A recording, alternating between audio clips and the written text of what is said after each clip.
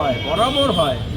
মমতা ব্যানার্জি তো তৈরি হয়েছিল তৃণমূল এই জন্যেই, যাতে এখানে আরএসএসকে বারবারান্ত করা যায়। কিন্তু আমি অপেক্ষা করছি সেই দিনের খবরের জন্য, যেদিন তৃণমূল এবং বিজেপির সমন্বয় বৈঠক যেটা হয় আরএসএসের নেতৃত্বে, সেই খবরটা তুমি প্রকাশ করতে পারো। কিন্তু 2026-এ বলছে আরএসএস দায়িত্ব নেবে ভোটে।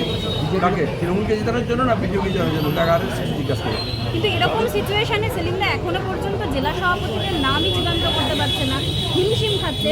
সেখানে কি কোথাও মনে হচ্ছে যে আপনারা যে ম্যাচ ফিক্সিং এর কথা বলেন, সবটাই ম্যাচ ফিক্সিং হয়ে যাচ্ছে, মাঠ ছেড়ে দেওয়া হচ্ছে, ময়দান ছেড়ে দেওয়া হচ্ছে? সেটা তো আমি বললাম যে আরএসএস কার জন্য কাজ করবে সেটাকে ঠিক করুক। আর হিমের সৈত্য চলে গিয়েছে, সিমের বাজারও শেষ হয়ে গেছে। এখনও বিজেপি নিজের নেতা তৈরি করার সুযোগ পাচ্ছে না। এখন তো বসন্ত ছেলের মতো গ্রীষ্ম হয়ে যাবে। পুলিশের ওপর লোকে আস্থা হারাচ্ছে, যে আজকে পুলিশ ছিল চোপড়াতে, আজকে পুলিশ আক্রান্ত হয়েছে যাদবপুরে, মানে পুলিশের ওপর মানুষ। তৃণমূল আর পুলিশ যেহেতু সমবাচ্য হয়ে গেছে, যেখানে বিপদ দেখে সরকার মন্ত্রী তৃণমূল, সেখানে পুলিশকে এগিয়ে দেয়। আর পুলিশও হাঁড়ি কাটে গলা বাড়িয়ে রেখেছে। পুলিশিং করা একটা জিনিস, আর দলবাজি করা আর একটা জিনিস। তৃণমূলের থানাগুলো যদি তৃণমূলের নেতাদের জন্মদিন পালনের, বিবাহবার্ষিকী পালনের, আইবুড়ো ভাতের কেন্দ্র হয়ে যায়, তাহলে তৃণমূলের ওপর যা রাগ ছিল সেগুলো সব পুলিশের ওপর এসে পড়ে। এবং যেখানেই বেকারি হোক, দারিদ্র হোক, এই যে আলুর দাম যাতে 1300 টাকা কুইন্টাল হয়, তার জন্য কৃষকরা যখন লড়াই করছে, কালকেও কোচবিহারে তো পুলিশকে লেলিয়ে দিয়েছে কৃষকদের ওপরে। তাহলে কেন কৃষকরা, আলু চাষিরা আলুর দাম চাইছে, পুলিশ সেখানে গিয়ে কী করছে? তাহলে এই যে তৃণমূলের হয়ে দালালি করা পুলিশের প্রত্যেকটা, শিক্ষক নিয়োগের ক্ষেত্রে তাই হয়েছে, স্বাস্থ্য ভবনের তাই হয়েছে, বিকাশ ভবনের তাই হয়েছে, প্রত্যেকটা জায়গায় দেখা যাবে সরকারের বিরুদ্ধে মানুষ যেখানে মুখ খুলছে, বিজেপির হয়ে, তৃণমূলের হয়ে পুলিশ সেখানে তারা মাতব্বরি করছে। এই জন্য এরপরে তৃণমূলকে খুন করছে। আমি আশ্চর্য হব না যখন তৃণমূল পুলিশকে খুন করবে।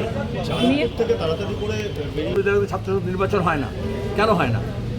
আর যেখানে হয়, যেখানে গণতান্ত্রিক পরিবেশ আছে, সেখানে কেন আক্রমণ বারবার নেমে আসে? কখনো বিজেপি, কখনো ব্রাত্য, কখনো তৃণমূল। এই বাবুল সুপ্রিয় এখন তৃণমূলের নেতা, যখন বিজেপি মন্ত্রী ছিল, এই বিশ্ববিদ্যালয়ে গিয়ে এরকম নাটক করেনি? এটা পুরনো স্কেপ। ডিপার্টমেন্ট থেকে লেখা উচিত ছিল।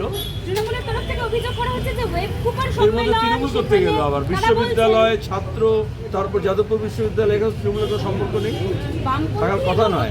চুরি খাড়া যদি হতো তাহলে আলাদা কথা ছিল। চুরি খাড়া তো না, এটা যাদবপুর বিশ্ববিদ্যালয়। যাদবপুরের এই পরিস্থিতি নিয়ে যেটা সকাল থেকে শুরু হয়েছে, কিভাবে দেখছেন এবং কি বলবেন? বলা হচ্ছে যে ইন্টেনশনালি এসএফআই এবং অতিবাম সংগঠন সব মিলে এই তো তৃণমূল কংগ্রেস জন্মলগ্ন থেকে, মমতা ব্যানার্জি জন্মলগ্ন থেকে সবই হচ্ছে সিপিএম করেছে, এসএফআই করেছে, অতিবামরা করেছে।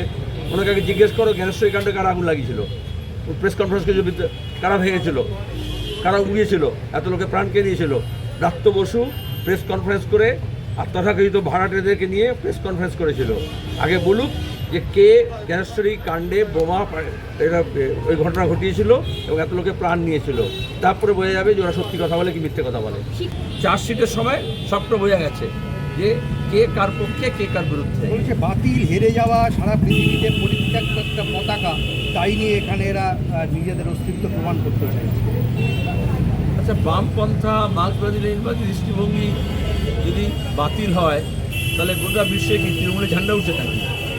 বললাম তো, চোরদের বাড়ি ছাড়ার কোথাও তৃণমূলের ঝান্ডা খুঁজে পাবে না। বাংলা খবর, আপনার রাজনীতি, আপনার আওয়াজ।